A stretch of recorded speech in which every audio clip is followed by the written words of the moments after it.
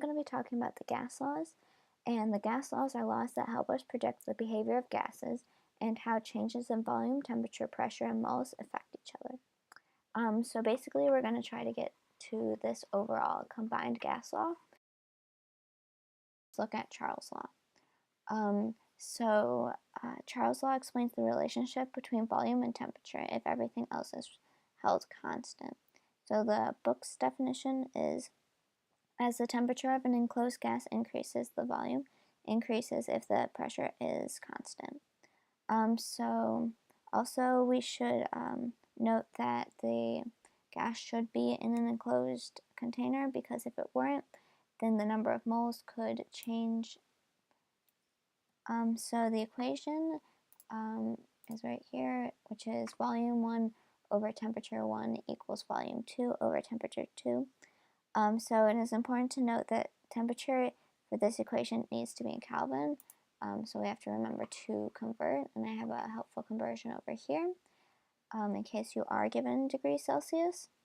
So this equation tells us that there's a direct relationship between volume and temperature, and we can see this in the graph. So as temperature is increasing, volume is also increasing, which proves that this is a direct relationship. So let's take a look at a video that shows this. Okay.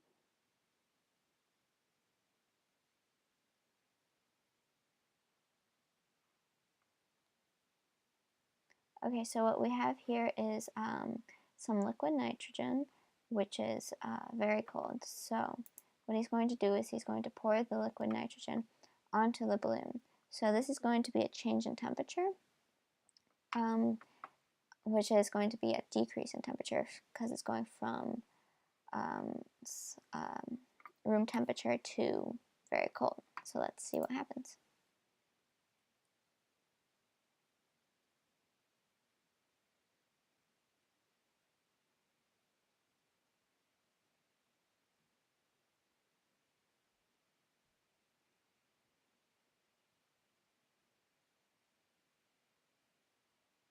Okay, so he's pouring the nitrogen, and we can see that the volume is in fact decreasing, which is what we predicted from our equations.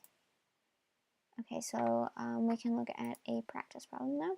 So if the balloon started with 500 milliliters of air at room temperature, how many liters would it hold after being cooled to negative 134.444 degrees Celsius? So it's important to note that room temperature is 25 degrees Celsius. And also, don't forget about milliliters and its relationship with liters. Okay, so now would be a good time to pause the video to try to solve this problem.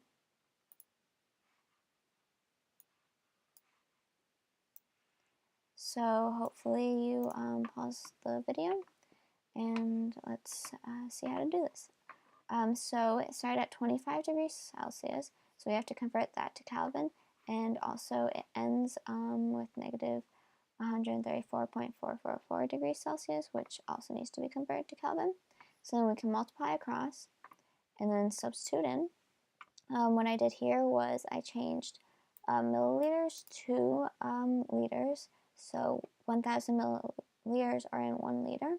So you can use that conversion to find that the volume is 0.232 liters.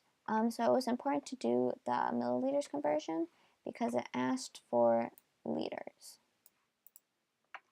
And that is Charles. The next law is Boyle's law, and the book definition is, for a given mass of gas at constant temperature, the volume of the gas varies inversely with pressure.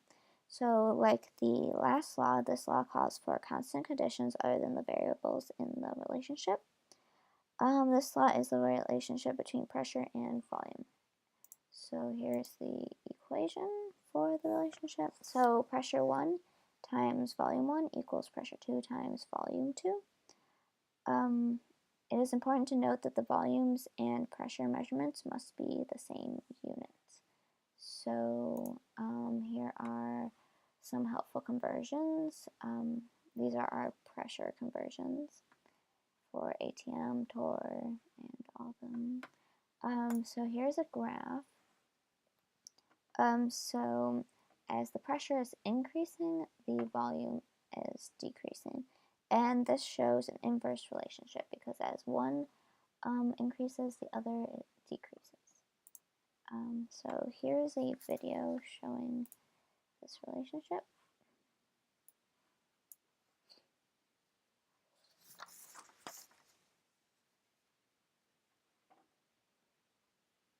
Okay, so the balloon is in a vacuum, which decreases the pressure in the container. So as the pressure is decreasing, the volume of the balloon is increasing, as we can see. Okay, so here's a practice problem to practice this equation. So if the balloon has a pressure of 14.7 psi, what would the balloon's pressure be in ATM after a volume decrease of 1 liter to 5 milliliters? And remember our conversions. Okay, so it would be a good time to pause the video to solve this equation. Okay,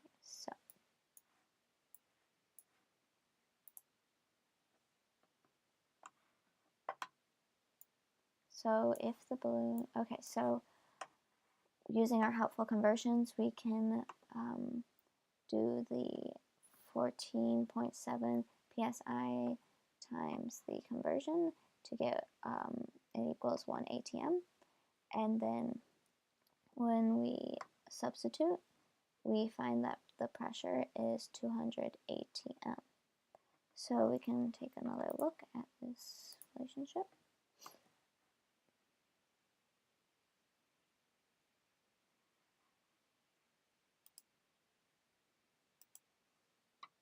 Okay, so we have molecules inside of the balloon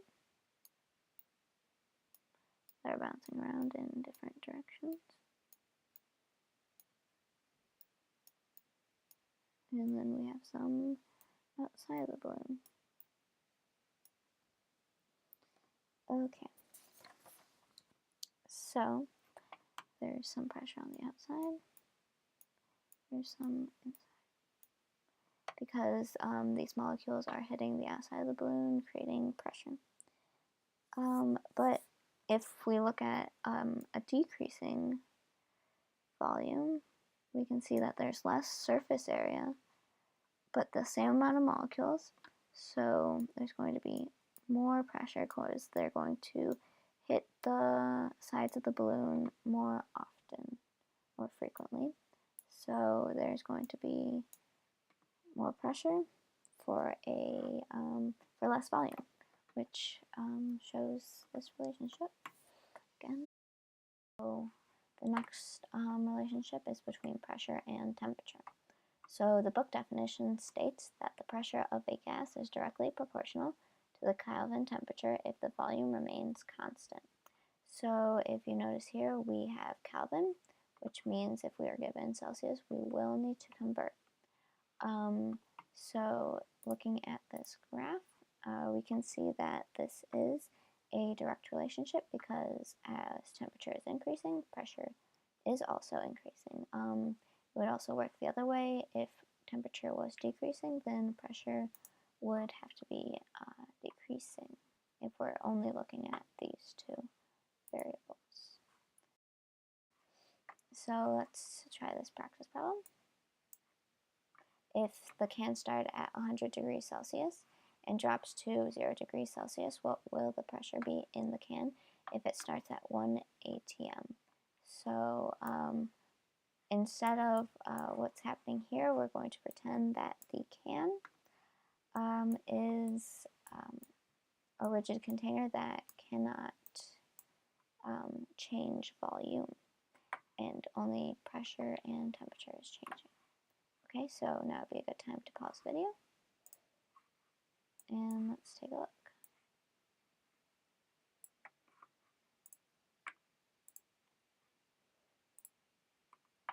Okay, so what we had to do here is we had to convert the degrees Celsius to Kelvin, and then we can multiply across and then substitute, and the answer is 0.732 ATM. Okay, so let's take a look.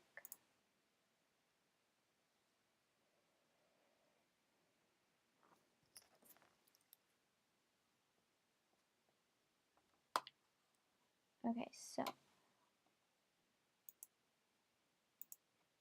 we have molecules inside the balloon, molecules outside. And like we said before, the volume cannot change, so I'm going to pretend this balloon isn't elastic. Okay, so the molecules are moving in different directions.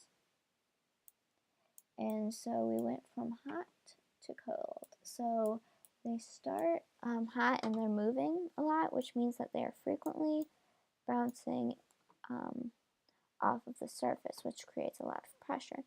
But once the temperature goes down, the molecules hit less frequently, creating less pressure. And that is how that. The next one is the relationship between moles and pressure. So the equation is P pressure 1 over number of moles 1 equals pressure 2 over number of moles 2. So this is a direct relationship because as one variable increases, the other will decrease. So here's a video showing this relationship.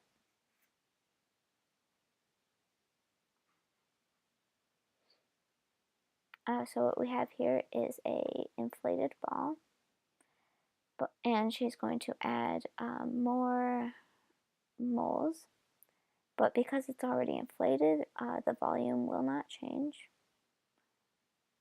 or can't change anymore unless it blows up.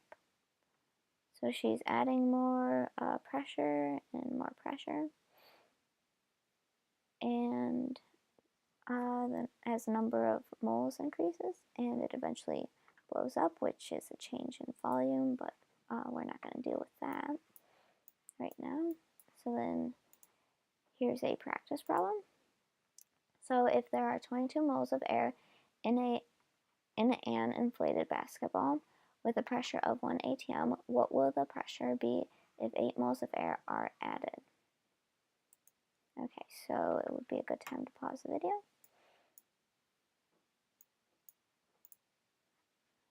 We can look at this one. Okay, so 8 moles of air are added, which means we have to add the existing to what is added. So we have 30 moles, and we can multiply across and then substitute in, and the pressure is 1.4 atm. Now if we had anything other than, if we had two different pressure values, then we can use our helpful conversions to figure those problems out.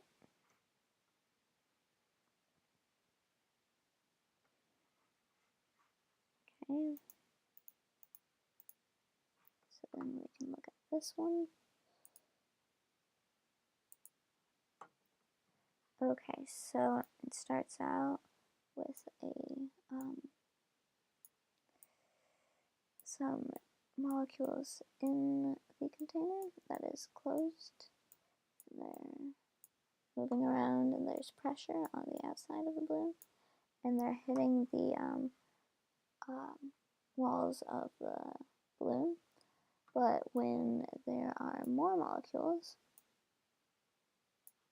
that means that they will be hitting the outsides of the balloon more often, creating more pressure. So as number of moles increases, pressure also increases. the next one is Avogadro's law, which tells us the relationship between volume and number of moles. So this one is also a direct relationship. So as one variable increases, the other one will also increase. So we have a video shows this. So what's going to happen is she is adding more moles of air into the balloon, which is increasing the volume. And so it continues to increase as more moles are added. Okay, so let's look at a practice problem. So remember, we want to always have units that are the same. So we have liters here and milliliters here, so we're going to have to do some conversions. Okay, so if a clown blows up a balloon that starts with 20 milliliters and 1 mole of air, how many moles of air would be added if it ends with 2 liters of air? So now would be a good time to pause the video.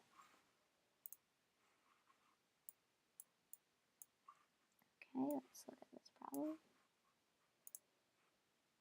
Okay, so we converted.